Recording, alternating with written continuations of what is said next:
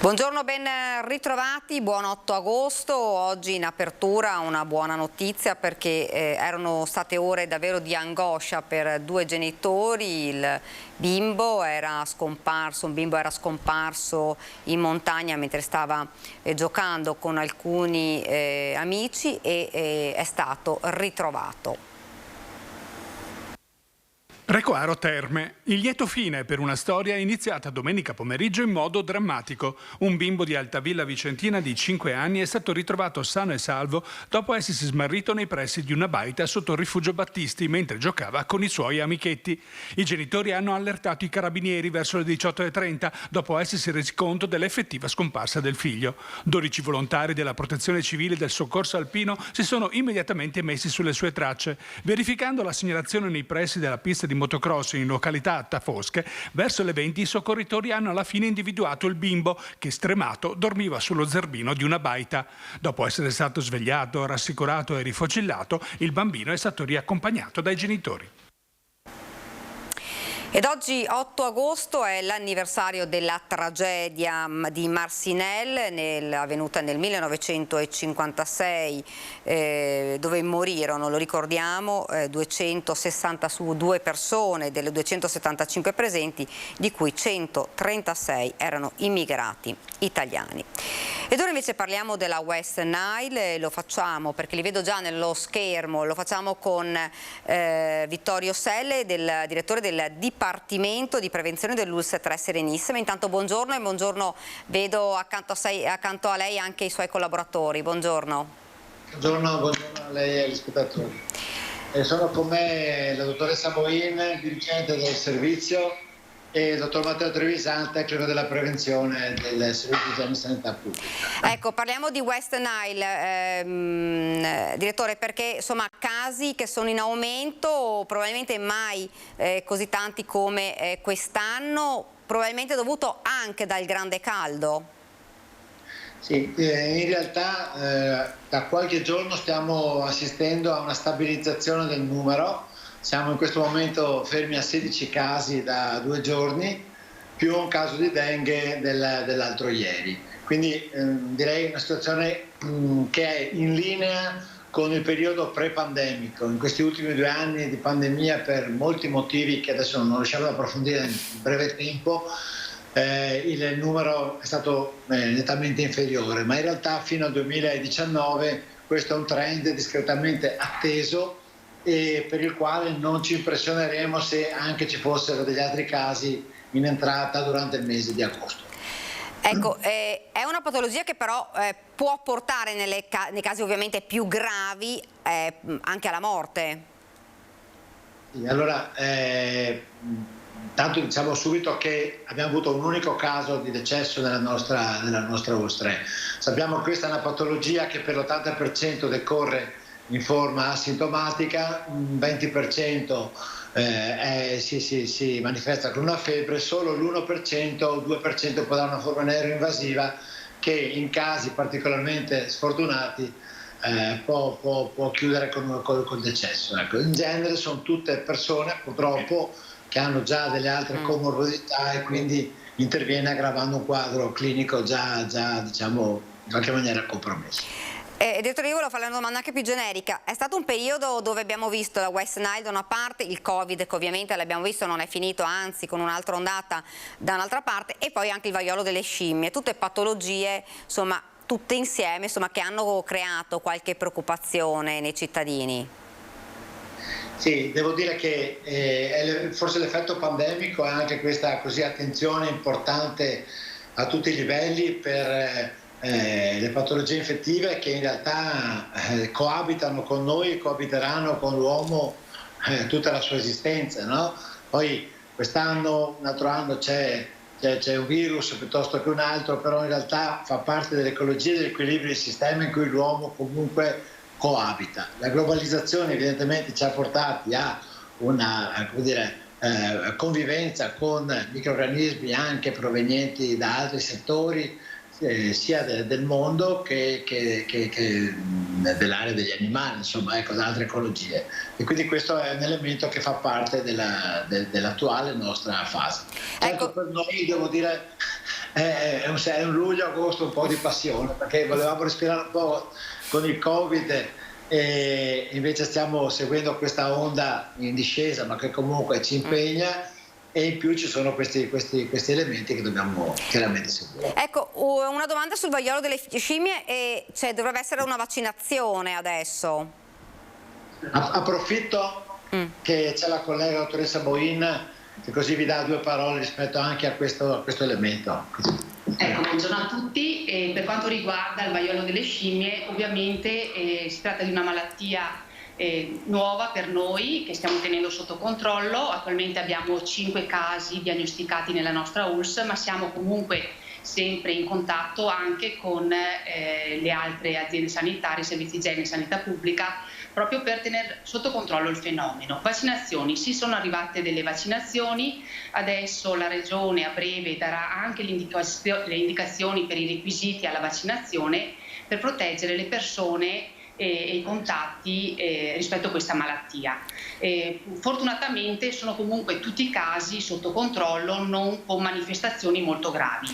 Ecco, la cosa importante... Dottoressa, mi scusi, per chi è, chi dovrebbe fare questa vaccinazione? Le persone più fragili, quelle che hanno già patologie?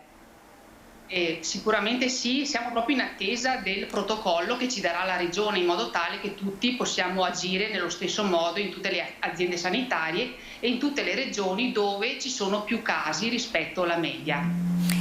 Ecco, ci può ricordare quali sono i sintomi e come si può venire colpiti da questa patologia, che fra l'altro, come diceva lei, è una patologia anche nuova?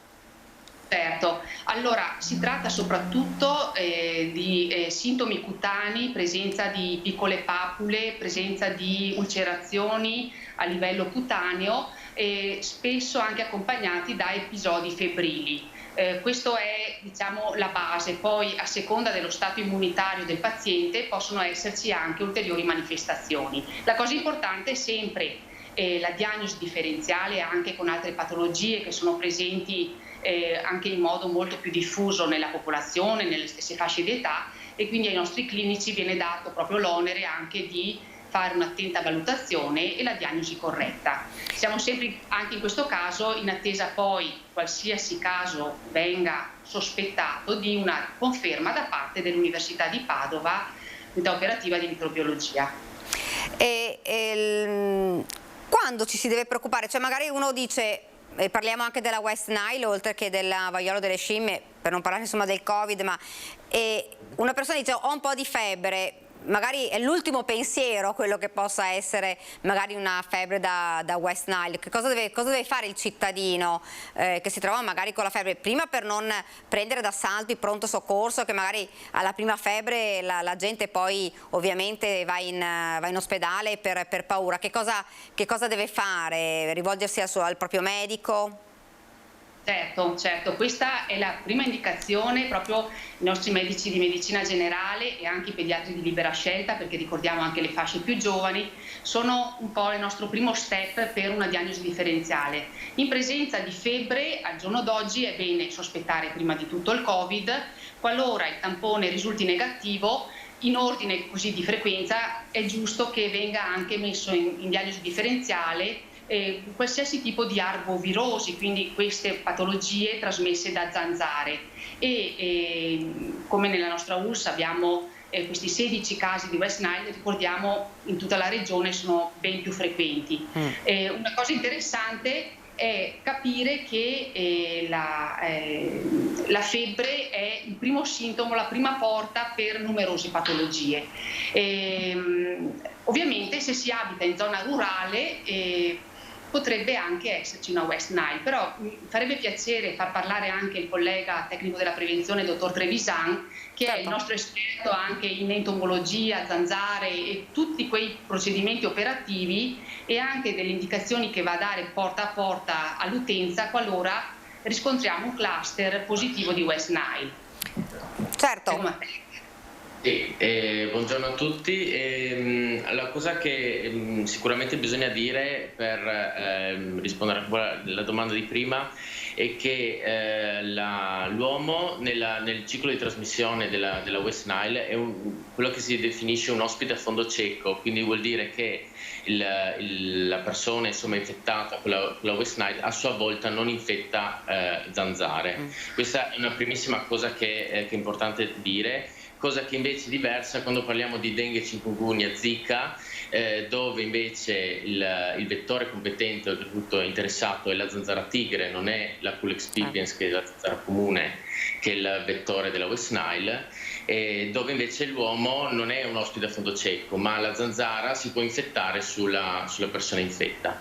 Oltre a questo c'è da dire che nel caso in cui dovessero, dall'indagine epidemiologica che noi stiamo facendo, man mano che vengono notificati i casi, dovesse emergere la necessità di dover intervenire, la prima cosa che noi facciamo ovviamente è fare un sopralluogo del luogo in dove ci sono stati i casi.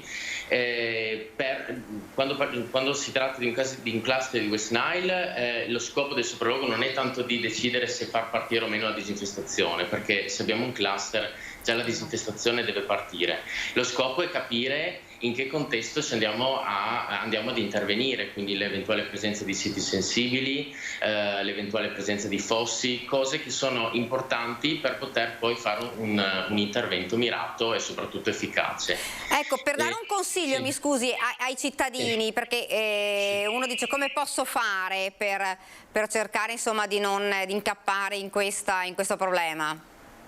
Allora, sicuramente il privato quello che può fare è cercare di evitare raccolte d'acqua che ristagnano, quindi sia raccolte d'acqua accidentali tipo il sottovasio, pertanto per capirsi, ma anche se ci sono presenti raccolte d'acqua che non sono eliminabili, ad esempio il tombino nell'area privata o il fosso, dovrebbe appunto fare dei trattamenti con dei prodotti che trova sul mercato.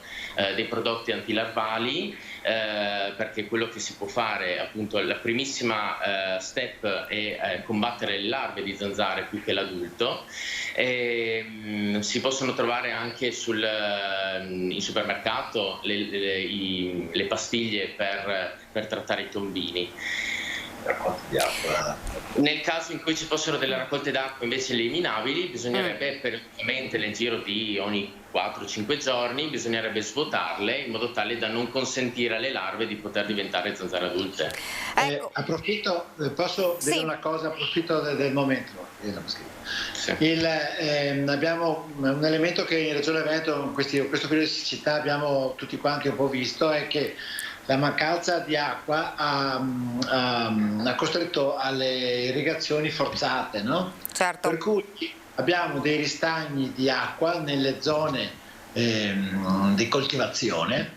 Difatti in molti casi, non solo tanto nell'ambiente cittadino dove i sindaci, i comuni hanno fatto la disinfestazione larvale già da aprile, per cui è un lavoro di prevenzione che parte 3 mesi prima, no?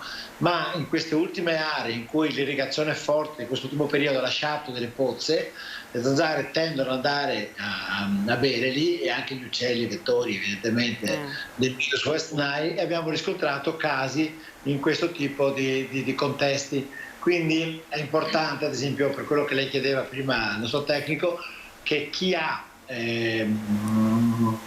punti importanti di coltivazione e di irrigazione forzata stia attento a questo tipo di ristagni, perché ha dato luogo a questo tipo di allargamento dell'infezione, insomma, Ecco, un'altra insomma, abbiamo visto che ci sono anche altri casi particolari, che sono quelli delle zecche che portano poi a encefalite, perché anche lì c'è stato un aumento di casi. Cioè, come diceva lei, direttore, questa è un'estate di passione. Anche tu? Sì. Allora, per quanto riguarda le zecche, ecco, ricordiamo, visto, possiamo dire anche a tanti ragazzi scout che stanno partendo per i vari campi, ma anche per gli appassionati di montagna, visto che iniziano le vacanze estive per numerosa popolazione, ecco, le zecche possono essere portatrici di varie patologie. Ricordiamo la borreliosi e la malattia di Lyme, che è una malattia malattia che si previene dal punto di vista comportamentale, mentre per quanto riguarda invece l'encefalite da zecche, in questo caso abbiamo anche un vaccino efficace che si può somministrare alla popolazione, che può dare anche un buon grado di protezione. La prevenzione comportamentale in questo caso è sempre la protezione principe attraverso repellenti e un controllo attento a fine camminata, a fine giornata delle parti che sono state esposte. Quindi messaggio per la popolazione: attenzione a queste arbovirosi, a questi virus trasportati da zanzare, da zecche, e la prevenzione al primo posto. Ecco, un'ultima domanda. Lei, direttore, prima diceva, insomma, siamo in una curva che fortunatamente da alcuni giorni sta scendendo, il picco c'è già stato di Covid, ma insomma l'attenzione va tenuta sempre alta. Sì, perché sappiamo tutti ormai che dall'abolizione del Green Pass il tampone è stato, c'è un accesso al tampone minore, quindi noi sappiamo che rispetto ai numeri ufficiali, che sono i numeri appunto dei tamponi presso i vari drive, c'è tutta una parte di casistica, diciamo, non dichiarata, e che per certi aspetti ha anche un significato, perché ricordiamo che alcuni paesi come l'Austria e la Svizzera hanno cominciato dopo il primo tampone a reincludere questa patologia come raffreddore, quindi mascherina un tot di giorni e poi, finiti i sintomi, si ricircola in mezzo alla popolazione. Noi abbiamo ancora una direttiva che prevede la settimana di chiusura, di sdoganamento con la negatività, e quindi la popolazione che in questo momento è presa dal lavoro, dalla ripartenza importante, ecco, magari cerca di gestire in maniera un po' autonoma, anche in maniera corretta, ritirandosi, ma non venendo a fare il tampone. Quindi i casi sappiamo essere in diminuzione, perché lo vediamo, giriamo su 400-500 casi al giorno, abbiamo avuto punte da 1.400-1.500 casi al giorno. Però sappiamo che tendenzialmente dobbiamo fare sempre questo numero per 2 o per 3, insomma, ecco.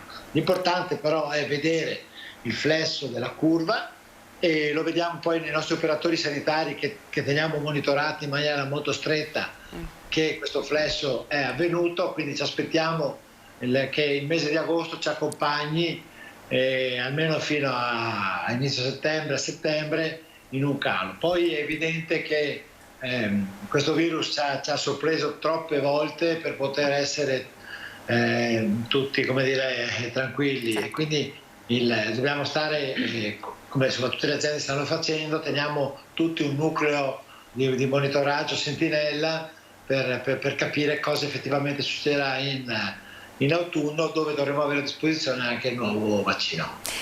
Grazie davvero, grazie a tutti e te, grazie dottor Sella per essere stato con noi, e grazie anche ai suoi collaboratori. Grazie e buon lavoro. Buona giornata. Grazie.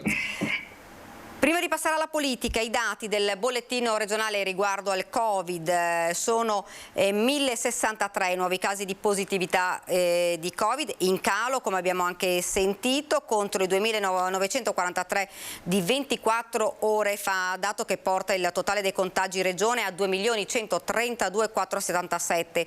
Si registrano anche 8 vittime, con il totale che arriva a 15.164, scendono nuovamente gli attuali positivi a 72.797, meno 688 rispetto a ieri. Sostanzialmente stabile invece il numero dei ricoveri in area medica negli ospedali, con 1.069, un +2, e un lieve calo nelle terapie intensive con 44, meno 3. La campagna vaccinale segna invece 702 inoculazioni fatte ieri, di cui 618 sono quarte dosi.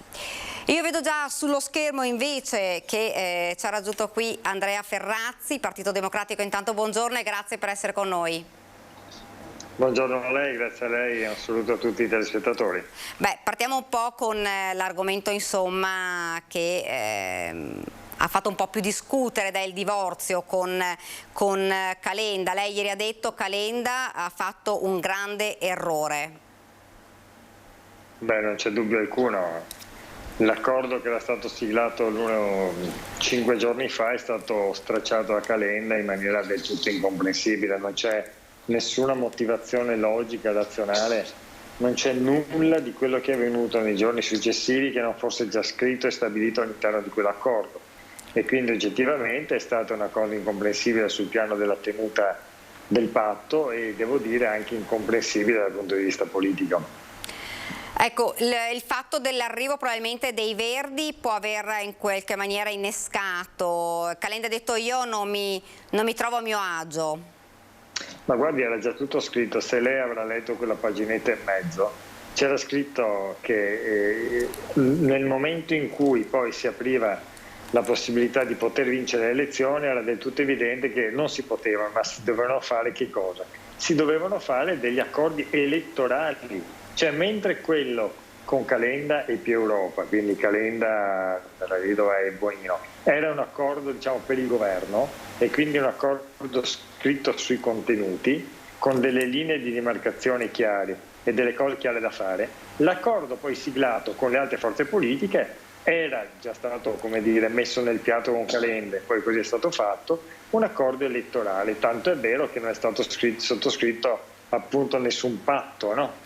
È stato fatto come un accordo elettorale, esattamente come nella destra, perché lei conosce meglio di me la situazione. Hanno fatto un patto forze politiche che, come Fratelli d'Italia, sono state all'opposizione in questi 4 anni e mezzo, con forze politiche che sono state al governo fino a 2 settimane fa, quindi nulla di nuovo. È la legge elettorale di cui stiamo parlando, che è una legge elettorale che costringe, avendo una quota, diciamo, uninominale molto alta, ad accordi elettorali di questo tipo. Ma era tutto scritto, tanto è vero che Dalla Vedova l'ha detto anche in un'intervista al Corriere oggi, lo sapevamo benissimo, era già stato discusso, quindi non c'è assolutamente nessuna novità, tanto è vero che Dalla Vedova e la Bonino non hanno seguito Calenda, ma stanno strappando con Calenda. Ecco, invece il Movimento 5 Stelle abbiamo visto, insomma, Conte che dice no al PD, noi corriamo da soli.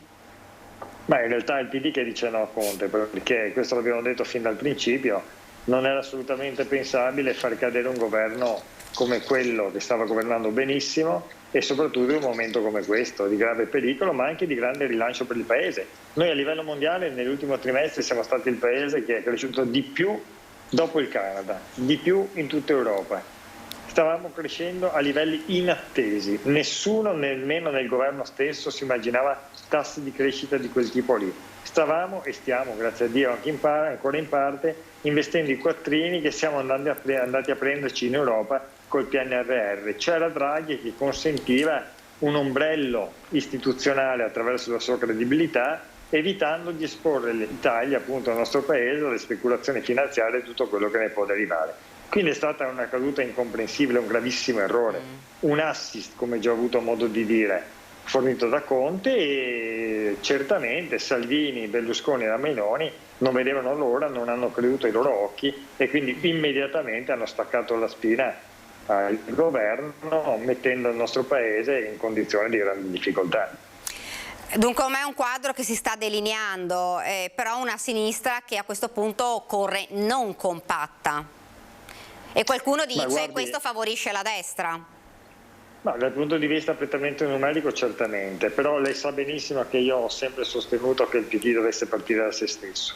Cioè il PD deve essere una forza espansiva che non si chiude in riserve indiane immaginando che qualcun altro debba fare il leader non si sa di quale coalizione e che qualcun altro debba prendere i voti di chissà quali moderati. Il PD ha tutte le carte in regola per essere un partito credibile, perché è stata la forza politica credibile che ha tenuto la barra dritta anche nei momenti di grandi difficoltà del nostro Paese, anche nel momento in cui Salvini faceva il papete, anche nel momento in cui altri partiti facevano saltare il governo. E questa credibilità abbiamo tutta la possibilità di metterla in gioco. Quindi si parte insomma da qui, ora adesso la corsa ovviamente è alle candidature. Adesso la corsa è al programma e alle candidature. Noi siamo fortemente ancorati naturalmente all'azione del governo che si stava appunto per concludere, alla credibilità internazionale che ha dato Draghi, al riassetto del nostro Paese all'interno dell'Alleanza Atlantica e del rafforzamento dell'Unione Europea. Perché, come sanno benissimo i nostri imprenditori, sia quelli piccoli che quelli medi che quelli grandi. Senza Europa non c'è futuro, senza Europa non c'è benessere, senza Europa non c'è impresa, non c'è sviluppo, non c'è welfare, non c'è lavoro. E noi siamo coloro che ne abbiamo tenuto sempre la barra dritta e che abbiamo fatto accrescere la credibilità del nostro Paese mantenendo la parola data. Il Partito Democratico ha tutta la capacità, la forza, la possibilità di giocarsi la sua credibilità nazionale, ma mi consenta di dire anche internazionale. Perché io vedo, quando andiamo in Europa a parlare con partiti di qualsiasi estrazione culturale, c'è una credibilità. Noi abbiamo gente in Europa come Gentiloni, avevamo il Presidente del Parlamento europeo, avevamo Mario Draghi come paese, molto vicino per molti versi alle nostre posizioni. Cioè il PD è la forza politica che dà credibilità, che dà forza, che va da sostanza. È la forza che non cerca di dividere ma di unire. Il lavoro che ha cercato di fare Letta in questi giorni è stato esattamente questo. Pochi tweet, pochi messaggi e tanto lavoro. Qualcuno l'ha fatto saltare, ma la credibilità del PD rimane assolutamente intatta e noi ce la dobbiamo giocare per il bene del nostro paese a partire dal Veneto. Anche perché una delle cose che chiedono i cittadini, dicono adesso le promesse, c'è un po' la paura che rimangano promesse, la gente vuole i fatti adesso, dopo visto insomma la situazione difficilissima in cui sta vivendo il nostro paese, non solo il nostro paese ma il nostro paese a livello economico, a livello sanitario. Ma lei ha visto cosa è successo subito col centro, con la destra, perché è evidente che ormai Berlusconi si è consegnato mani e piedi all'asse antidraghiano, scegliendo rispetto a Draghi, Salvini e la Meloni. E lì hanno iniziato a fare le più grandi buttate elettoralistiche. Berlusconi che promette le dentiere gratis per tutti, che promette 1 milione come minimo di pensione per tutti, 1 milione di alberi per tutti, oppure Salvini che inizia a sparare di nuovo sulla questione dei migranti, dicendo cose tecnicamente impossibili da fare, sbagliate da ogni punto di vista. Cioè le solite buttate elettoralistiche che non portano da nessuna parte. Di tutto fuorché di questo ha bisogno il nostro paese. Il nostro paese ha bisogno di credibilità, di serietà, di persone che prima fanno e poi comunicano, no? Che prima annunciano. Non so, prendiamo l'esempio Veneto, l'autonomia del Veneto. Ora Salvini rilancia l'autonomia, a parte che fare l'autonomia con la Meloni Premier, che è il partito più centralista d'Italia, li voglio proprio vedere. Ma dopodiché è la solita manfrina che io avevo già annunciato da tempo. Quando loro sono al governo non la fanno mai. Quando entrano in campagna elettorale diventa la priorità. È una presa in giro a quel 90% abbondante di veneti che sono stati chiamati a votare anche per un referendum. È una presa in giro che dura dal 2008, che si ripete ogni volta e si ripeterà anche questa volta. Ecco, un'ultima domanda. Dicevamo programma e candidature che dovrebbero arrivare, se non sbaglio, entro questa settimana? A livello la norma stabilisce che dal 12 al 14 vanno presentati i simboli e dal 21 al 22, quindi tra 2 settimane, dovrebbero essere presentate le candidature. Siccome siamo un movimento politico serio e non decide il capo per tutti come fa Salvini con il Veneti o come farà Berlusconi con il Veneto e la Meloni, noi abbiamo ascoltato il territorio. I territori a partire dai circoli hanno dato i nomi delle persone che hanno ritenuto più adatte. Questi nomi poi vengono vagliati a Roma, verranno presentati nella direzione di cui faccio parte e verranno votati. Questa è la forza di un partito democratico che non fa democrazia e partecipazione a parola ma la fa coi fatti. La ringrazio, grazie davvero.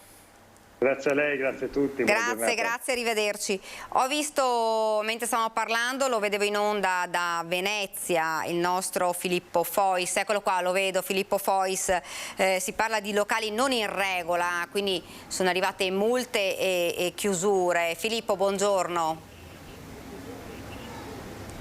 Buongiorno Daniela, buongiorno ai nostri telespettatori. Siamo a Venezia, in questo momento siamo nel sestiere di Cannareggio, a Santa Fosca. Al mio fianco c'è Angelo Zamprotta, che è il coordinatore dei pubblici esercizi per la Confesercenti di Venezia. Buongiorno Zamprotta. Buongiorno. E benvenuto. Grazie. Dunque, diceva giustamente Daniela Sizzia, c'è stato un giro di vite anche a Venezia, su dei locali che non erano in regola. al centro generalmente qui ci sono i plateatici. Chiaramente con l'emergenza del Covid si è dato il permesso di ampliare anche a chi non lo aveva, oppure di farlo. C'è qualcuno che però se ne è un po' approfittato. Assolutamente sì, qualcuno ha fatto il furbetto e, come dice l'assessore Costalonga, è giusto in questo momento rientrare. Quindi, come abbiamo chiesto più volte, è giusto che ci siano dei controlli che vadano a colpire i cosiddetti furbetti dei plateatici, per evitare che chi lavora nel rispetto delle regole venga penalizzato. A Venezia se ne è parlato parecchio, anche perché chiaramente ci sono alcuni posti, sono abbastanza stretti, alcune calli o alcuni campielli in cui risultava anche difficile passare a causa di tutti i tavolini che ci sono, fatto salvo poi le esigenze di ognuno di lavorare, però diciamo che il dibattito era presente in città. Anche per quello che riguarda alcuni negozi, soprattutto nell'area di Rialto, credo che lì ci siano stati dei controlli che sono andati avanti per 3 settimane di fila con multe, ridimensionamenti, e poi arriva anche la chiusura.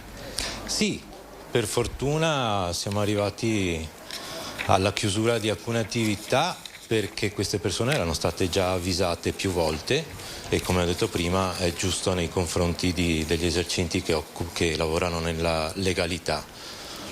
Per i negozi è arrivato anche per i negozi con l'ordinanza antipacottiglia e quindi adesso dovranno rientrare anche loro. Sì, perché ci sono poi delle regole molto precise, soprattutto per il centro storico veneziano, sulle modalità con cui va esposta la merce, anche quanto possono sporgersi, per così dire, da quella che è la sede del negozio. Allora, lei è un pubblico esercizio, naturalmente, come l'associazione che rappresenta in questo caso. Come sta andando la stagione a Venezia? Perché sembra un po' a chiaroscuro rispetto agli anni passati. La stagione sta andando bene, è ripartita. Se parliamo di fatturato, siamo in linea con il 2019. Non abbiamo gli stessi riferimenti che avevamo un tempo, perché questi 2 anni hanno scombussolato un po' i parametri. Diciamo che dobbiamo far sì che il livello del turismo si alzi un po'. È un po' bassino oggi. Ad oggi diciamo che soprattutto nel luglio-agosto ci stiamo ricordando degli anni passati. Quelli del Covid, dice, o per degli anni addirittura precedenti? Degli anni precedenti, in cui luglio-agosto c'era un tipo di turismo mordi e fuggi balneare. Lei ha detto più o meno gli stessi fatturati che c'erano pre-Covid. Dobbiamo dire che però nel frattempo anche i locali a Venezia sono aumentati. Credo che proprio uno studio della Confesercenti, se non erro, aveva calcolato che tra Venezia, Murano e Burano c'è un bar o un ristorante ogni 50 abitanti addirittura. È possibile che riescano tutti a stare in piedi? Questo non te lo so dire. Sicuramente sono tanti, questi conti li abbiamo fatti soprattutto nei 2 anni di Covid, in cui ci siamo chiesti come sarebbe stato senza turismo, e facendo questi conti abbiamo visto che la cosa non sarebbe stata in piedi.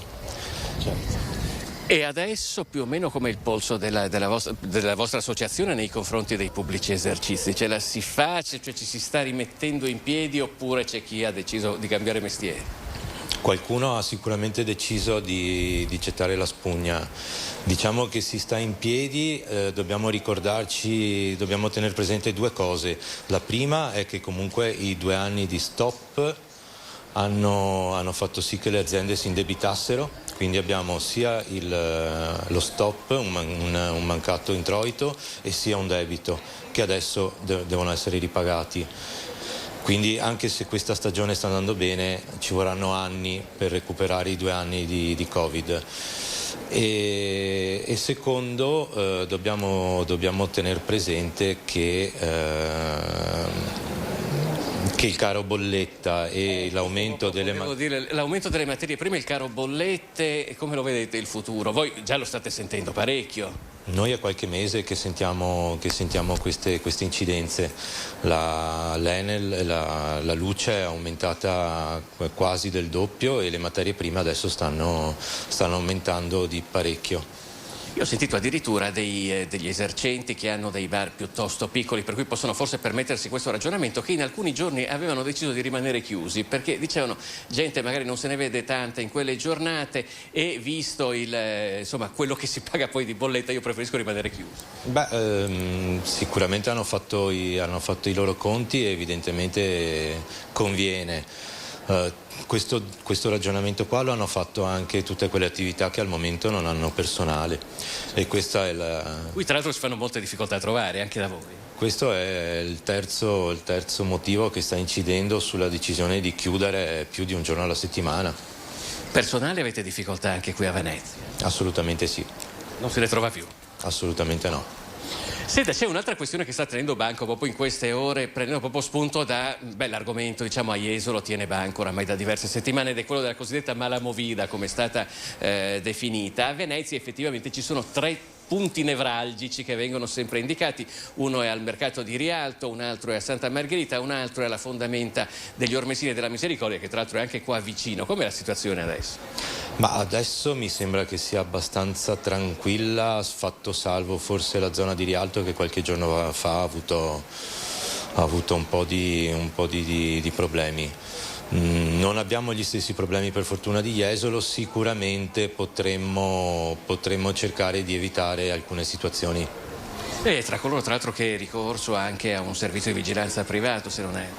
Prima del Covid sì, il weekend facevo riferimento a una società di sorveglianza che però era soprattutto dovuto al fatto dei gruppi di addio al celibato, addio al nubilato, eccetera, cominciavano ad essere preoccupanti. Un fenomeno un po' si è rivisto anche in questo periodo con la ripresa del Covid.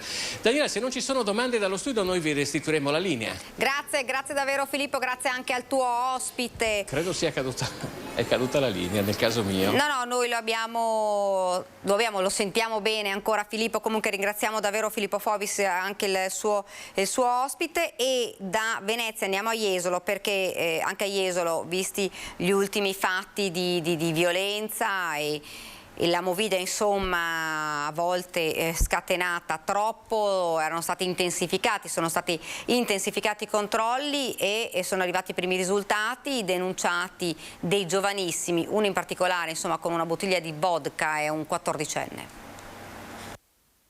Beveva tranquillamente vodka dopo le 8 di sera, violando così la nuova ordinanza comunale, quella che vieta il consumo in pubblico di alcolici, ma quel che è peggio è che lo faceva ad appena 14 anni.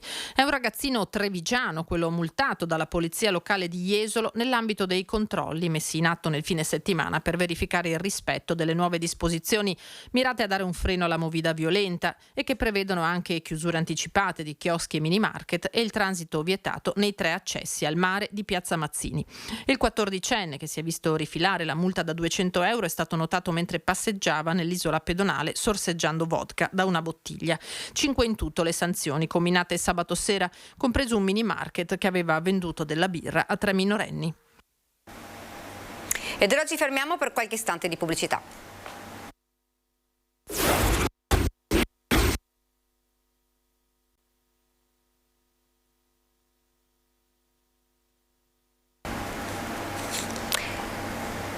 Siamo tornati nuovamente in studio ed ora invece parliamo di politica, lo abbiamo fatto anche prima e lo facciamo insieme a Emanuele Crosato di Forza Italia.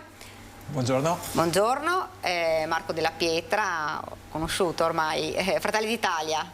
Buongiorno. Buongiorno A tutti. Entrambi sono sindaci di 2 comuni, quindi sentiremo anche poi le problematiche dei territori, e lo facciamo insieme a Roberto Caon di Azione, che è collegato con noi, lo vedo. Buongiorno. Buongiorno a tutti voi. Buongiorno, parto subito con lei, con la domanda. Abbiamo sentito anche Andrea Ferrazzi quando si parla del divorzio tra Calenda e il PD, e Ferrazzi dice è stato un grosso errore. Ma io non voglio replicare niente al PD. Azione nasce perché diciamo i partiti che attualmente compongono diciamo così, l'anfiteatro della politica italiana hanno fatto vedere che hanno insomma, dei grossi problemi. Nel frattempo questa legge elettorale che va a creare dei grossi problemi ai partiti che sono singoli se non entrano in coalizione. Calenda aveva valutato, aveva cercato di creare i presupposti per fare una coalizione. Non è stato ascoltato quello che chiedeva Calenda alla fine, e alla fine Azione è ritornata esattamente come quando era nata, esattamente un partito che vuole fare qualcos'altro, da questi due poli che sono messi assieme tramite una cattiva legge elettorale. Ecco, Misusi Ferrazzi diceva era nero su bianco l'accordo già praticamente siglato, poi questo dietrofront di Calenda ingiustificabile. Ma questo è quello che dice Ferrazzi, giusto che faccia la sua politica. Io dico che se tu firmi un contratto e il giorno dopo ne fanno un altro che va in contrasto con quel contratto, il contratto che hai firmato è venuto meno.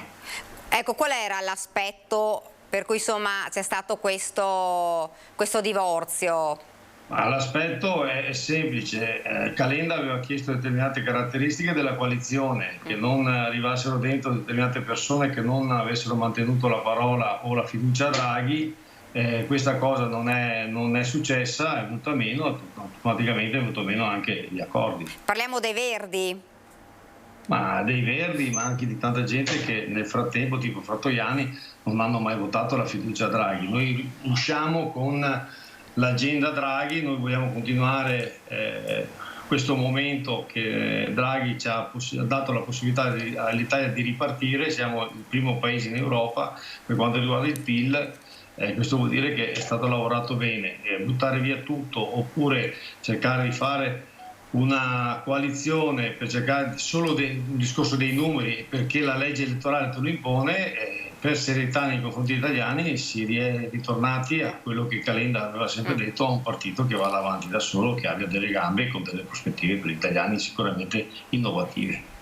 E qui facciamo parlare anche poi il centrodestra, perché i sondaggi dicono questo divorzio insomma ha sicuramente favorito il centrodestra. Prima chiedo a lei, Caon.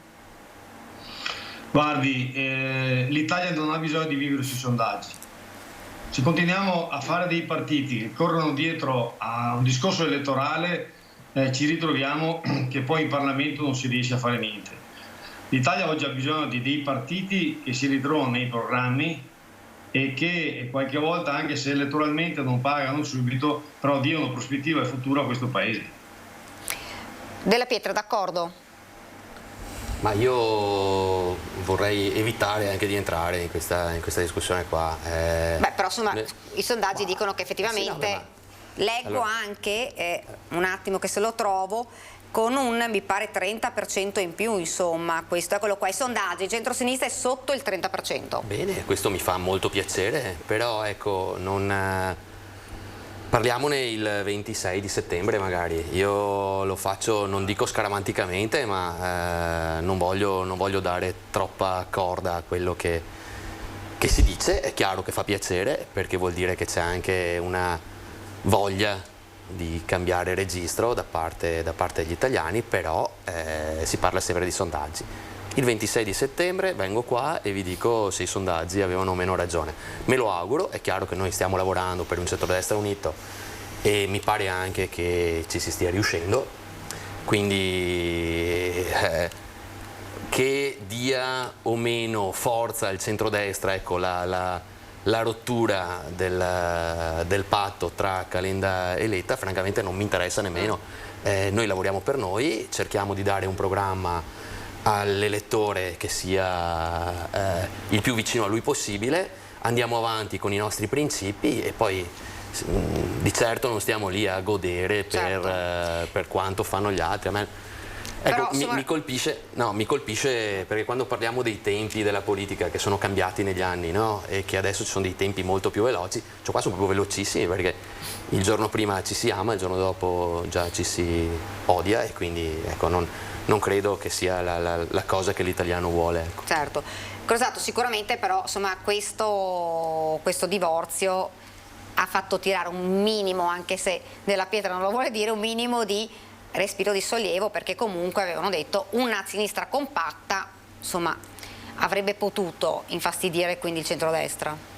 Sì, più che altro magari la presenza di Calenda poteva dare una connotazione più al centro della sinistra e quindi magari andava a riequilibrare un po' e magari poteva attrarre qualche imprenditore, qualche partita IVA, qualche persona che solitamente vota Forza Italia. Quindi anche in questo, sia connotandosi con il PD e quindi dandosi una connotazione più a sinistra e poi successivamente questi andate e ritorni che danno instabilità, che è quello che praticamente in questo momento sia gli enti pubblici che le amministrazioni locali, che le imprese e quant'altro ci chiedono, è stabilità, questo non lo dimostra.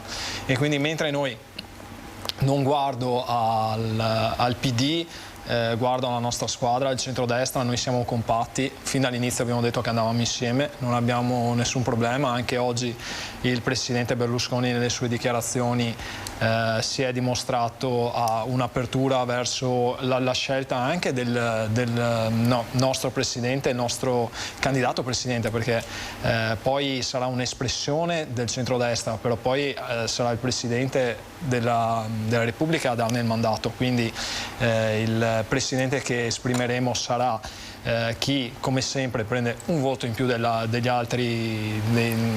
alleati e sarà comunque una persona che sarà condivisa con gli alleati, quindi nessun problema all'interno del centrodestra. Adesso stiamo andando a definire i vari seggi anche per trovare le persone più giuste che riescano ad attrarre più voti possibili, quindi non è un momento in cui c'è una spartizione ma proprio una scelta di andare a individuare le persone più localmente forti. Ecco, diceva, proprio leggo le parole insomma ad oggi di Meloni, dice io premier se prendo un voto in più, quello che diceva lei prima della Pietra, che auspica. È chiaro, è come chiedere a un bambino se vuole il lecca-lecca, certo. Ti dice di sì, io è chiaro che è quello che auspico. Mi pare che appunto anche da parte della coalizione adesso ci sia una comunità, una comunione, scusatemi, di intenti per la quale, ma si è già detto, mi pare, è già 2 settimane che se ne parla, che chi avrà un voto in più esprimerà il premier, ma chiaramente condividendolo. Io credo che Giorgia Meloni se lo meriti anche per quello che ha fatto vedere in questi anni e per la coerenza che l'ha sempre contraddistinta, per cui mi auguro sia così, però poi dopo non dovesse essere così, sono sicuro che si troverà la soluzione migliore non tanto per i partiti quanto assolutamente per gli italiani. Caon, eccolo qui, anche un'altra domanda, parlando insomma di sinistra, anche 5 Stelle dicono noi corriamo, dice Conte, orgogliosamente da soli. È davvero spezzettato questo centro-sinistra? Cioè voi giornalisti volete cercare di creare un centro-sinistra che non esiste. 5 Stelle faranno la loro corsa. C'è solo questa legge elettorale che imprime dei cartelli elettorali. Calenda ha avuto il coraggio di andare controcorrente a questa legge elettorale per dimostrare anche una certa coerenza e per dimostrare che c'è il bisogno di fare qualcosa di nuovo. Ormai le cose, i miracoli degli anni 90 purtroppo 80-90 anni non si possono più fare. A Roma. Io spero che il centrodestra a questo punto possa anche vincere, visto che i sondaggi dicono questo, e che possa anche governare. Logico che noi cercheremo di creare una casa diversa che dia prospettive future agli italiani. Capisco che in 2 mesi noi non saremo il partito che fa la differenza, però ricordo a tutti quanti che noi siamo una repubblica parlamentare e la maggioranza si forma in Parlamento. Della Pietra, ho visto... dico che anche qua però un po' è cambiato, ecco, perché effettivamente mi pare che a Roma ci sia stata, quando si è andati al ballottaggio, c'è stata una presa di posizione piuttosto netta da parte di Calenda anche in quel caso lì, però ripeto, non voglio entrare in argomenti che non mi competono, però è un dato di fatto, ecco, che lì si sia completamente spostato a sinistra. Detto ciò, trovo anche simpatico che Conte dica si va orgoglioso. Scusate, ho anche la mise un po' da 5 Stelle oggi, ma no, è un caso, ma trovo simpatico che andiamo orgogliosamente da soli quando di fatto loro sono stati sempre al governo con qualcun altro e anche con chi proprio non aveva nulla di che spartire con loro, per cui mi fa anche un po' sorridere, ecco, andiamo orgogliosamente da soli. Bene. Invece la voce dei cittadini è quella, ne parlavamo anche con Ferrazzi, che la gente dice terminata questa campagna elettorale, lo chiedo anche a Crosato, adesso vogliamo i fatti, vogliamo arrivare ad avere dei fatti di quello, le pensioni, piuttosto che il caro bollette, delle soluzioni che facciano vivere meglio i cittadini in una situazione, in un momento davvero difficile. Sì, assolutamente. Guardi, io e il sindaco siamo amministratori locali e quindi vediamo tutti i giorni i problemi effettivi, anche prima di entrare nella battuta per confrontarci in quello che siamo anche il centro studi, che lui è presidente e io vicepresidente, quindi abbiamo continuato anche nell'anticamera a parlare di questo. Quindi dobbiamo andare a dare delle soluzioni. Guardi, a me preoccupa moltissimo a settembre la situazione sociale del mio comune e quindi la difficoltà di tante persone, perché comunque vedo tutti i giorni persone diverse che vengono a chiedere aiuti, e mentre prima venivano sempre le stesse, quindi più o meno capivi che c'erano altre patologie, magari il gioco o altre forme, adesso vedi che effettivamente c'è una problematica legata alle bollette. Ci sono ancora le bollette scadute che devono ancora pagare, spesso sono anziani in difficoltà e anche qui sento la sinistra che parla spesso di patrimoniale. Io vorrei spiegargli che il patrimonio molte volte è una cosa aleatoria, perché magari l'anziano ha la casa che ha un grande valore, ha qualche soldo messo via per i momenti difficili oppure quando andrà in casa di riposo, speriamo che non vada mai, però è previdente, mette via dei soldi e quindi ha un patrimonio che comunque è in sua disponibilità, però la casa molte volte farà una fatica bestia a venderla e quindi andare a fare una patrimoniale in questo momento è una cosa da folli. Quindi bisogna assolutamente avere anche delle politiche sul sociale chiare, che siano identificative, che abbiano i valori nostri del centrodestra. Poi problemi ne abbiamo in continuo. A oggi ad esempio ho scoperto la cimice dell'Olmo, quindi ogni giorno praticamente ci confrontiamo con delle patologie diverse, io di professione sono laureato in agraria, quindi magari mi è anche più vicino, però molto spesso dobbiamo confrontarci con problematiche che facciamo fatica a comprendere, abbiamo gli uffici agli osso e quindi devi comunque riuscire a ricoprire vari stadi e questa cosa è incomprensibile. Un altro tema che dovremo affrontare e spero che il governo prossimo andrà ad affrontare è quella dell'unione dei comuni. Dobbiamo fare una politica seria per riunire i comuni, non più comuni piccoli, siamo inefficienti, non riusciamo a dare risposte nel breve periodo, dobbiamo avere comuni più grandi e soprattutto il tema dei minori non accompagnati che stanno drenando risorse ed è una difficoltà sia per il minore abbandonato ma soprattutto anche per le casse del comune. Ecco, Della Pietra, si parla di tematiche importanti, dal sociale alla sanità alla giustizia. Vogliamo ricordare, insomma, ne abbiamo parlato veramente ampiamente durante le nostre edizioni, durante i telegiornali di quell'errore, insomma, se si può chiamare così, giudiziario, per cui un quindicenne è stato rimesso in libertà, si trova in libertà tuttora, che aveva coltellato la ragazza di Mogliano Veneto. La gente, ecco, su questo chiede effettivamente un po' una rivoluzione anche del sistema legislativo. Assolutamente sì. Non è possibile che per un vizio, mi pare perché non ha ricevuto la notifica del passaggio in comunità dal carcere minorile e quindi è stato rilasciato e adesso si trova a Londra con la madre. Poi, perdonami, ha coltellato Marta 23 volte, quindi in maniera brutale. Credo che lasci tutti quanti davvero sgomenti, perché non è possibile che possa accadere una cosa del genere. Lui ha volutamente accoltellato una persona per ammazzarla, cioè c'è poco da fare, al netto che già la condanna non mi pareva così esemplare. Ritrovarsi di fronte a e attenzione, non è l'unico caso, certo. Quindi sì, c'è assolutamente bisogno di una revisione, ma che parta, cioè che sia veramente globale, perché si cercano sempre così si ragiona sempre per compartimenti stagni e anche individuati che poi alla fine non portano a nulla. Qua bisogna davvero fare una revisione completa. Su quanto appena detto da Emanuele non posso che essere d'accordo. Anche lì però secondo me c'è da fare una revisione di quelle che sono le normative. Si parlava di unione dei comuni, mi trova completamente d'accordo. Il punto è che la legge prevede che tu non possa fare un'unione se vai ad elezioni l'anno successivo. Ora, in provincia di Treviso, faccio l'esempio più banale, dei comuni che abbiamo attorno a Spresiano va un anno, Villorba va l'anno dopo e Povegliano, per dire, va l'anno dopo ancora. Capite bene che non trovi nemmeno la possibilità di fare uno studio, certo, perché o c'è l'allineamento dei pianeti, altrimenti non si può fare. Quindi bisognerebbe cercare anche di rendere un po' più veloce e fattibile la cosa. Ecco, fra l'altro, quando parlavamo di giustizia,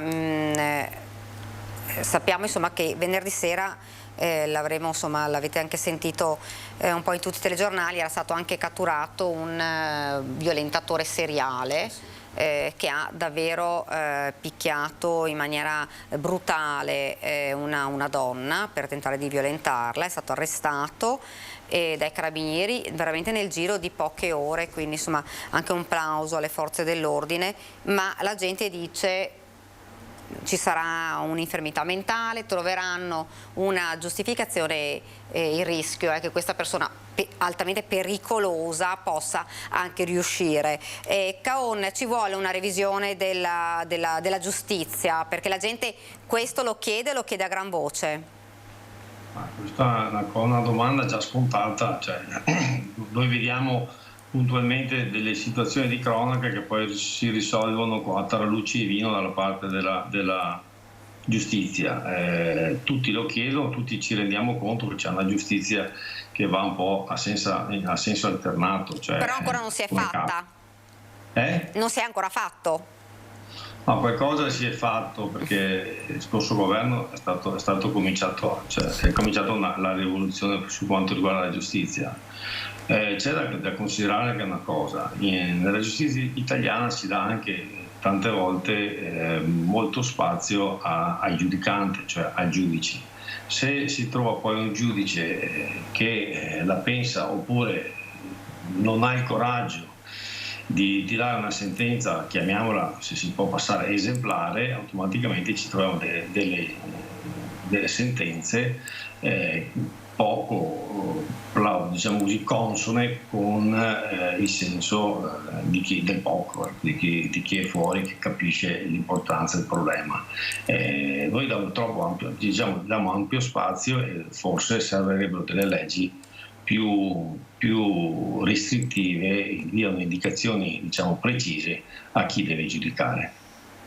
Io però vorrei fare un passaggio sul discorso di prima, sulla preoccupazione di settembre e ottobre da parte degli amministratori locali, e la sento anch'io quando esco tutti i giorni anche a fare la spesa, la gente mi ferma. Vado a fare la spesa, penso di metterci una mezz'ora e poi vengo a casa dopo 2 ore e mezza perché tutti ti chiedono come andrà a finire. Ecco, qui, scusate, ma un atto di irresponsabilità di chi ha mandato a casa il governo Draghi c'è stata, e la preoccupazione diventa anche perché c'è stato un atto di irresponsabilità contro questo governo. Si poteva andare alle votazioni il 2 di gennaio, faccio vedere, si scioglievano le Camere il 2 di gennaio e forse si poteva respirare un'altra aria. Adesso fare una campagna elettorale sotto l'ombrellone e cercare di creare un governo entro fine ottobre, perché possa fare una finanziaria e avere un po' diciamo il volante del sistema italiano, mi sembra una cosa azzardata, che io mi sono subito espresso contrario a questo modo di fare politica. Certo ci saranno delle responsabilità che più avanti la politica dovrà pagare. Crosato non mi pareva d'accordo con... No, nel senso che è stato un atto irresponsabile da parte dei 5 Stelle di comunque non esprimere la fiducia. Poi successivamente credo che andare avanti con un governo zoppo, che era già da un periodo che non prendeva decisioni di buon senso, è opportuno comunque andare alle elezioni nel tempo più breve possibile. Quindi l'indicazione di fare presto e di riuscire a esprimere un nuovo governo nel tempo più veloce possibile credo sia auspicabile. Comunque è una contrapposizione vedere che tutti quanti hanno la preoccupazione del settembre-ottobre e di aver mandato a casa il governo, che non è vero che non decidesse, le commissioni erano intasate, si faceva un decreto legge a settimana, mai successo in 10 anni che ho fatto di legislature, perciò non si può dire che non si lavorava. Ci sono vari amministratori di centrodestra che continuano nei social Facebook a dire cosa hanno fatto con Draghi e dire quanto bravi siamo stati, avete visto cosa abbiamo portato a casa, adesso ci ritroviamo che il governo non faceva qualcosa. Delle due l'una. Le responsabilità c'è stata tutta, è inutile stiamo qua a negarla. Poi se qualcuno vuole andare al voto per un discorso elettorale perché sapeva che se arrivava magari a aprile perdeva più voti di adesso, e questo è un altro paio di maniche, però l'irresponsabilità è quello che sentiamo giù quando si va a fare la spesa come sottoscritto, c'è stata, anche perché la gente l'ha capito, inutile stiamo qua a nascondere sul 5 Stelle. È stata la crisi di governo, vuol dire che è mancata una maggioranza, se è mancata la maggioranza si va a identificare chi l'ha fatta mancare e quindi sono i responsabili, altri discorsi non ce ne sono. Certo, Crosato prima e poi Della Pietra dopo. Sì, mi dispiace che Caon in 2 minuti di azione, praticamente in 2 giorni, ha avuto le stesse paure della sinistra, quella di andare al voto. Io non ho nessun problema, in 2 anni abbiamo fatto in provincia di Treviso, Forza Italia ha fatto 4 campagne elettorali, tra cui la vittoria di Conegliano, quindi non abbiamo problema. L'hai appena detto te che hai problemi a settembre-ottobre, l'hai appena detto te. Io ti sto dicendo esattamente quello che hai detto te, fare presto, tu hai detto che a settembre-ottobre saranno i grossi problemi. A settembre-ottobre avevamo un governo in funzione, io secondo me le potevamo affrontare in maniera diversa. Ecco. Che stai qua, cioè, ti stai contraddicendo sul giro di 2 minuti. Allora un attimo, facciamo parlare prima. Insomma, viva Dio, un po' sì, di coerenza su quello che si dice, bisogna averla. Allora, non è una questione di campagna elettorale, chi la fa, chi non la fa, chi ha voglia di farla e chi non ha voglia di farla. Io sto dicendo che hai detto te che a settembre-ottobre ci sono dei problemi, io penso che se c'era un governo in carica si potevano affrontare i problemi in maniera diversa che non durante una campagna elettorale, tutto qua. Perfetto, allora facciamo finire un attimo il discorso a Crosato e poi volevo dare la parola anche a Della Pietra. Ho detto semplicemente quella di fare presto, è il mio auspicio, molto probabilmente in questo governo in cui c'era il Movimento 5 Stelle era inopportuno e in questo momento, visto che dava comunque le indicazioni di non continuare ed erano chiare, quindi per me hanno fatto bene e facciamo solo presto e abbiamo un governo entro qualche mese.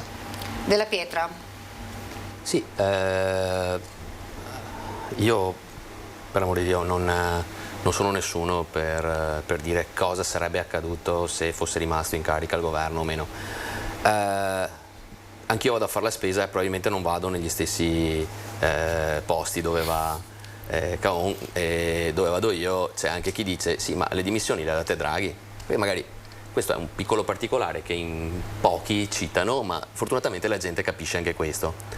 E se una persona come Draghi va al Colle a presentare le dimissioni, evidentemente si rende conto che la situazione non è proprio così rosea come qualcuno vuole gestire. Per cui, da parte mia, vero che si fa una campagna elettorale atipica, anche se ormai le campagne elettorali atipiche da quando abbiamo avuto la pandemia sono all'ordine del giorno, è vero, come dice Emanuele, che si deve far presto, ma onestamente preferisco un governo compatto e stabile a un governo che una mattina si sveglia con un'idea e il giorno dopo l'idea è totalmente diversa, che si gioca su degli equilibri che oggettivamente non ci sono perché c'era una eterogeneità di contenuti in questo governo che per amore di Dio era il governo dei migliori, ma anche no.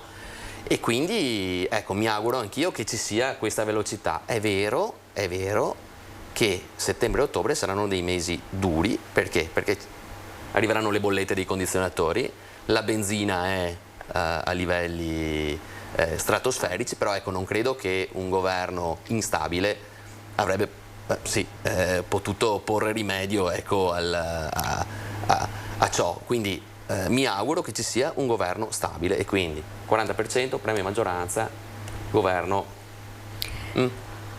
Caon, è un premio di maggioranza questa legge elettorale? Allora noi se abbiamo... Mi scusi, facciamo un attimo finire cosa stava dicendo, mi scusi? No, che ho sentito dire di premi di maggioranza, non c'è un premio di maggioranza, è derivato dalla maggioranza dei seggi uninominali. Sì, vabbè, no, ok, era allora 40% e più seggi, ok? Certo. Vabbè. Però io voglio anche sottolineare che lei fa il sindaco, come sbaglio. Sì. Sì, perfetto. Se il consiglio comunale le leva la fiducia, cosa fa lei? Non potrà andare al Colle, ma darà le dimissioni, no?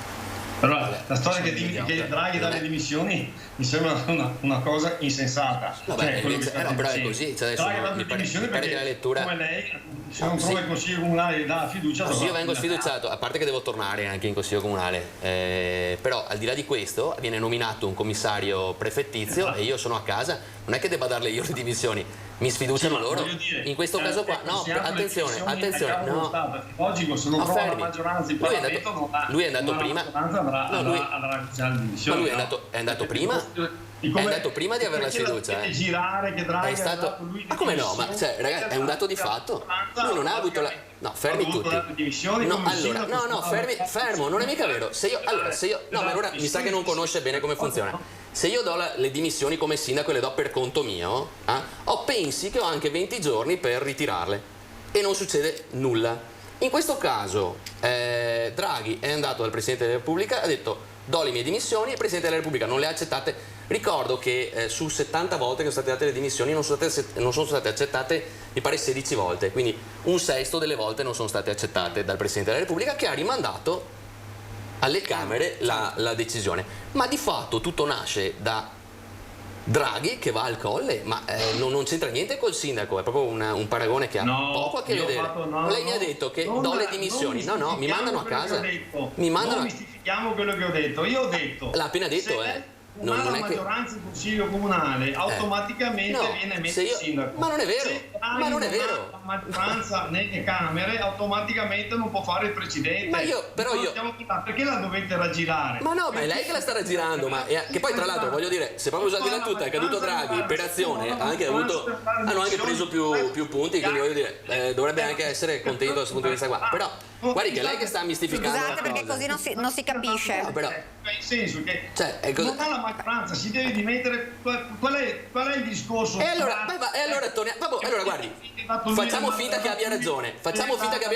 Allora non ha fatto bene a dimettersi. Vuol dire che il governo non era stabile?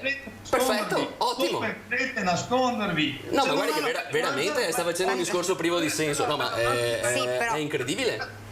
È incredibile. No, aspetta, scusate, se no non si capisce.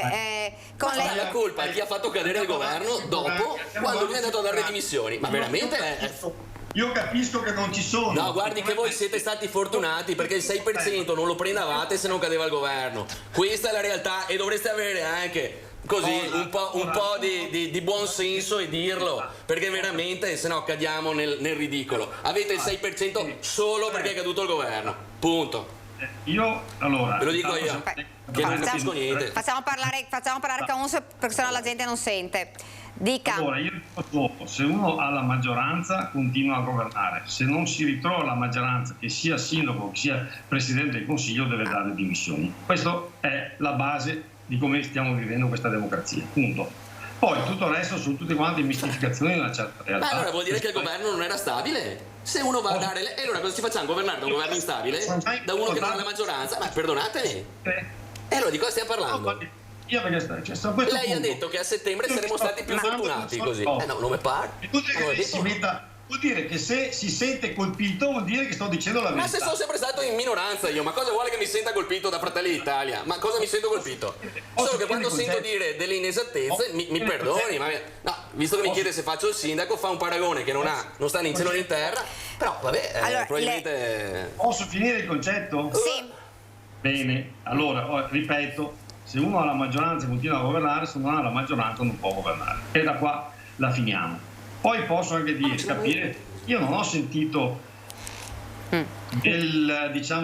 dei motivi così forti, tranne 5 Stelle, e poi 5 Stelle dividendosi era una parte che ormai contava sempre meno dentro al Parlamento e in qualche maniera si poteva portare avanti fino al 2 di gennaio questo governo. Cioè, questo è quello che io intendo, non è che io volessi andare all'anno dopo dell'anno dopo, no? Cioè, a scadenza naturale si scegliono le Camere e tutti i problemi che stiamo elencando, che anche voi avete elencato durante questa trasmissione, secondo me erano di minor, diciamo, un po' più risolvibili, oppure c'era la possibilità di risolvere in maniera.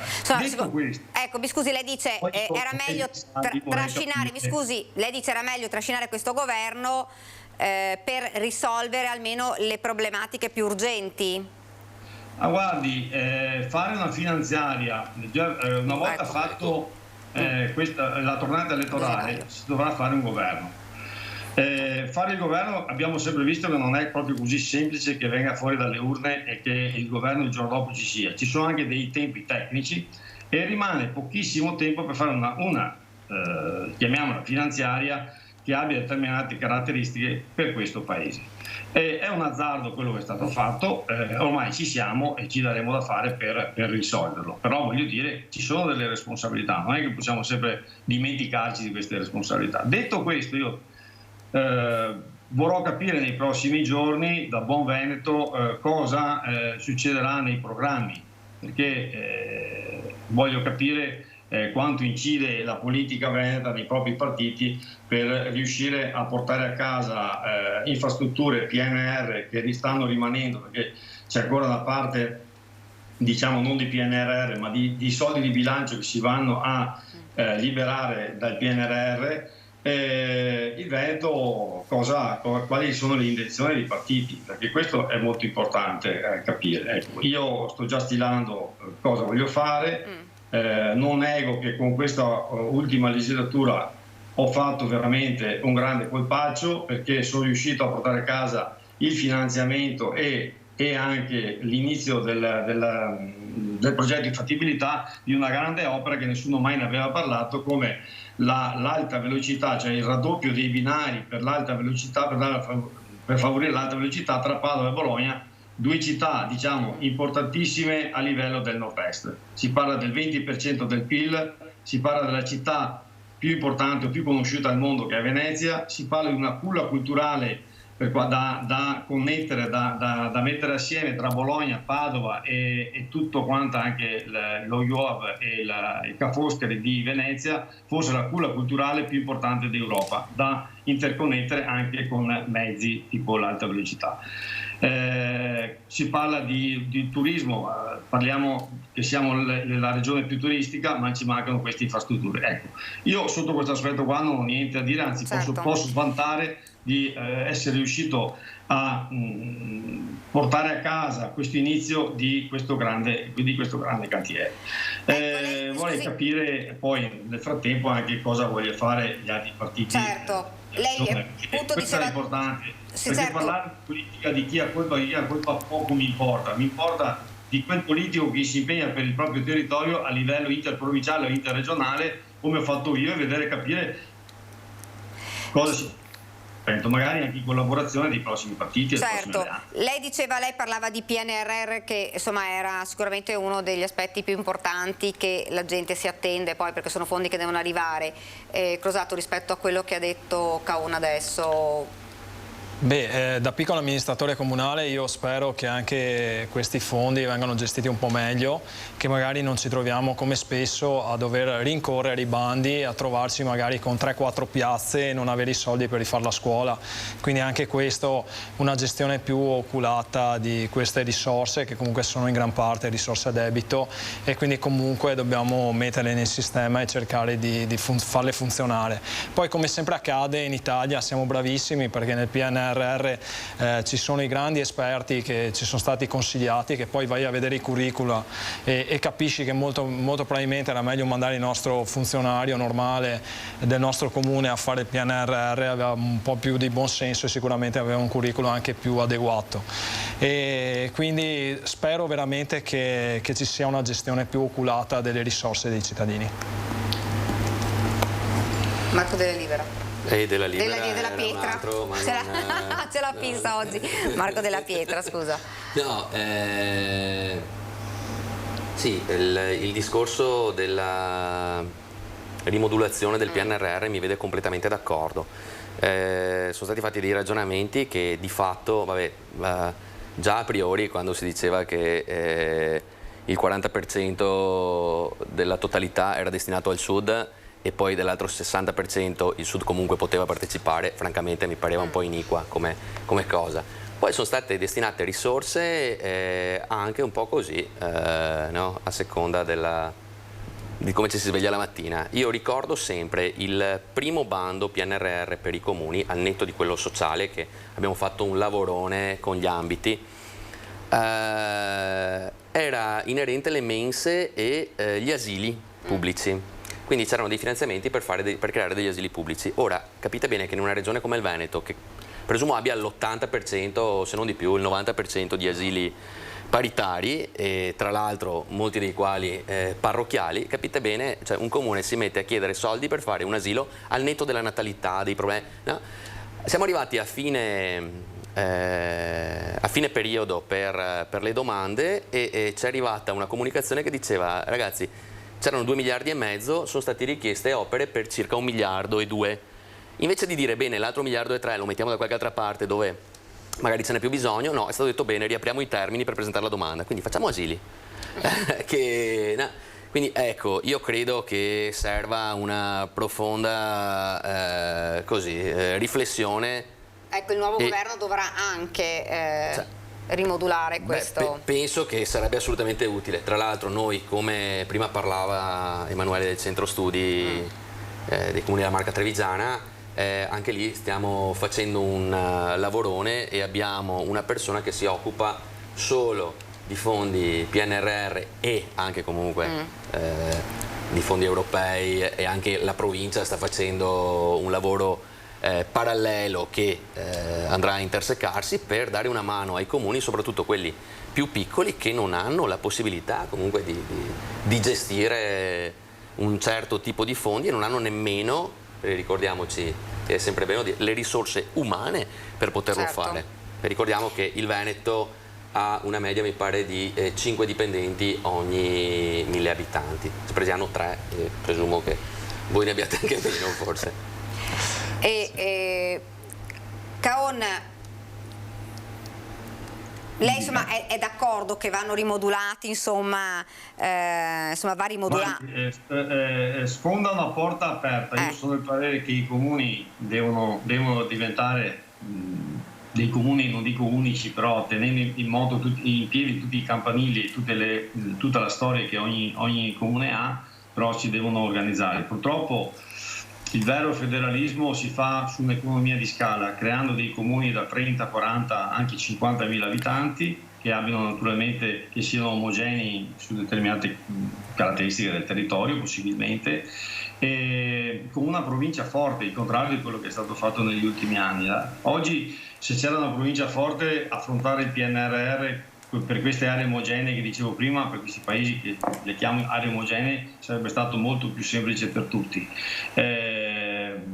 Auspico che anche la Regione faccia la sua parte, che metta a disposizione delle persone valide e che si adotti di portali, di mezzi per fare le giuste richieste e anche per poi dare spiegazioni, perché il PNR non è che noi lo possiamo solo dire, lo portiamo a casa un finanziamento, poi noi dobbiamo poi dare dei rendiconti anche all'Europa, e se non ci attrezziamo a dare questi rendiconti fatti bene, ripetiamo, non all'italiana, ma abbiamo a che fare con chi ci ha prestato i soldi, che hanno una mentalità, un sistema molto ben diverso dal nostro, perciò dobbiamo levarci questa storia mai in qualche maniera mettiamo a posto, è una cosa che si deve fare.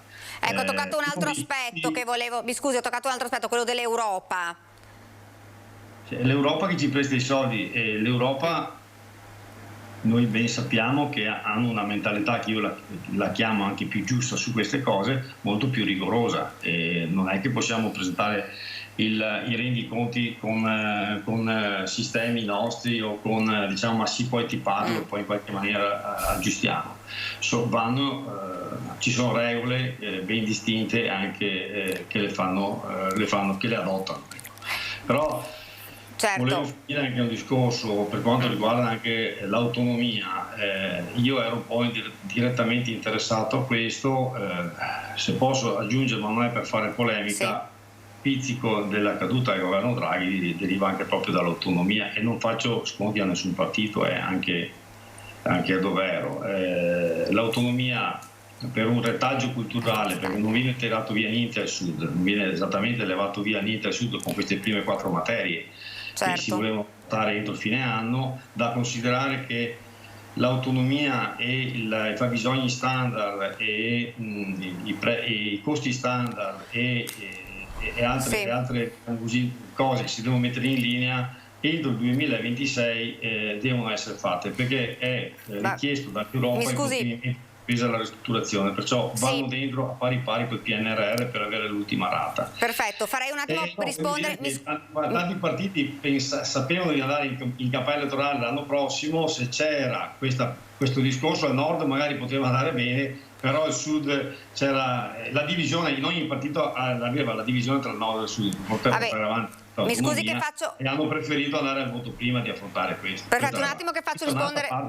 Sì, faccio rispondere un attimo a Marco Della Pietra su... Io semplicemente, tornando al PNRR e ai fondi, ricordo anche che si era partiti con le progettualità in un periodo in cui le materie prime non avevano subito il rincaro che hanno subito oggi, per cui noi adesso ci troviamo con dei progetti che dobbiamo portare a termine con dei fondi a disposizione che sono nettamente inferiori rispetto a quello che ci serve. Attenzione, perché poi dopo è anche difficile, qualora si riuscisse a intervenire in qualche maniera, è difficile anche trovare le ditte adesso, diventa un'impresa anche quello, per cui ci troviamo in una situazione in cui per forza deve essere messa mano a questa rimodulazione della quale parlavo prima.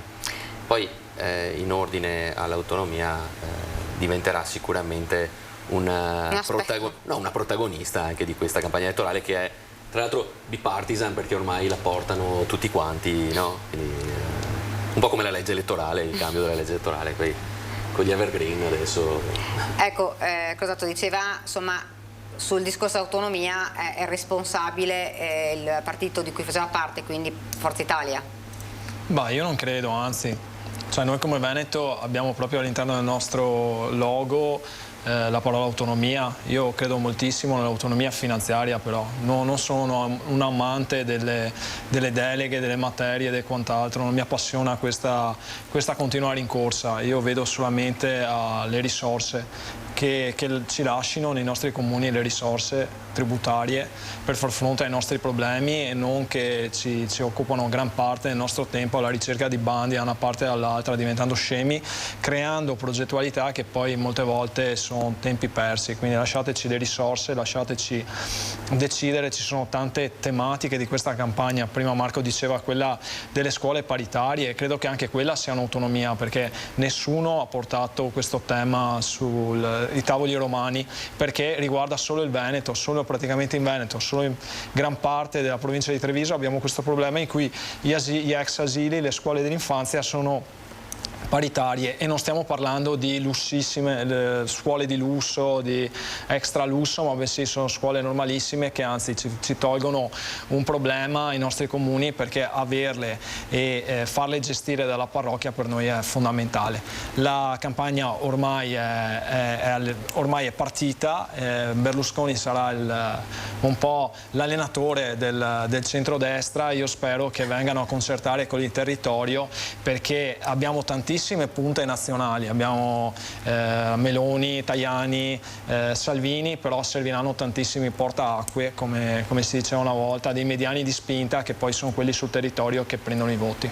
Ecco, autonomia ed Europa sono le due parole cardine. Qualcuno dice insomma l'Europa serve, e oggi Ferrazzi diceva che non sono mica contrastanti, cioè non è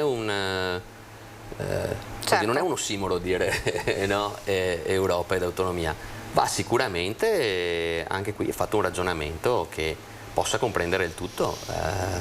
Non ci vedo niente di così scandaloso ad adoperare nella stessa frase queste due parole.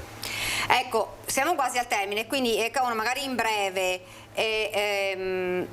adesso insomma alleanze che sono state abbastanza definite e adesso si parla di candidature. Sì, allora si parla di candidature, è logico, se le liste bisognerà farle, bisognerà depositarle per far sì che una cosa mi sembra naturale. Candidature che dovrebbero essere presentate, se non sbaglio, intorno al 20 di... giusto? 25 mi sembra. 20-25 insomma di agosto. Anche però ci sono tutte le burocrazie, i termini tecnici, quindi devono essere definite, mi dicevano, entro la prossima settimana, altrimenti poi bisogna andare a recuperare tutte le candidature, l'iter burocratico. 20 programmi sono entro questa settimana. Giusto. Purtroppo paghiamo anche ora uno scotto del primo governo Conte, dove hanno fatto innestato dei problemi burocratici che a mio avviso non servono a niente, anzi a complicare solo la vita a chi deve fare le liste o proprio al segretario di quel partito di riuscire a far quadrare tutti i documenti che poi servono. Ormai è questa la legge. Io spero che con la prossima legislatura qualcuno abbia il coraggio di dire che i grillini hanno voluto una cosa sbagliata, perché di burocrazia penso che in Italia ne abbiamo già a sufficienza. Un'ultima battuta della Pietra. Io niente, mi auguro davvero che ci sia, mi interessa che ci sia un governo stabile dopo il 25 settembre e è un auspicio che faccio perché ne abbiamo bisogno, perché comunque ci sarà da lottare sicuramente, quindi mi auguro questo.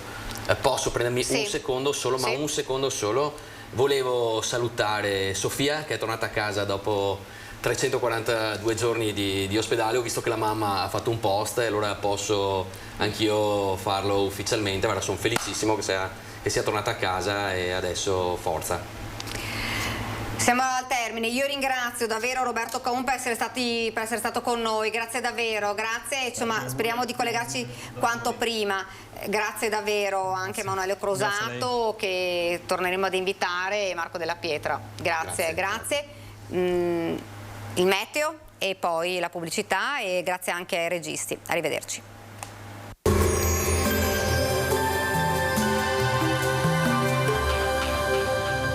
Donadel Sunplast fornisce ed installa tende e coperture tecniche, avvolgibili, serramenti in PVC e in alluminio, porte da interni. Bentrovati al meteo.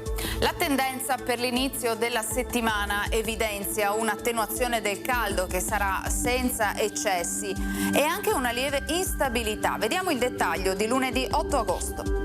Sul Veneto prevarrà il sole, il cielo sarà poco nuvoloso. Tuttavia al pomeriggio non si escludono i consueti temporali in montagna, in locale sconfinamento anche alle pianure circostanti. Temperature sostanzialmente stazionarie, minime tra 16 e 24 gradi, massime invece comprese tra i 27 e i 32 gradi all'incirca.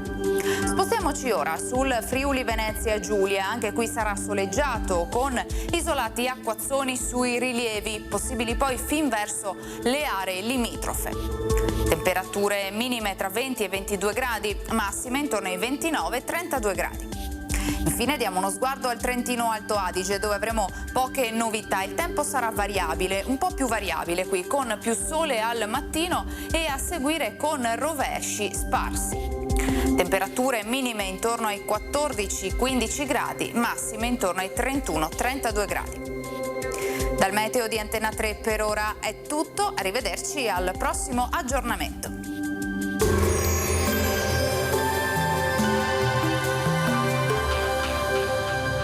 Donadel Sunplast vi aspetta nello showroom di Farra di Soligo, dove troverete le giuste risposte alle vostre esigenze di arredo esterno.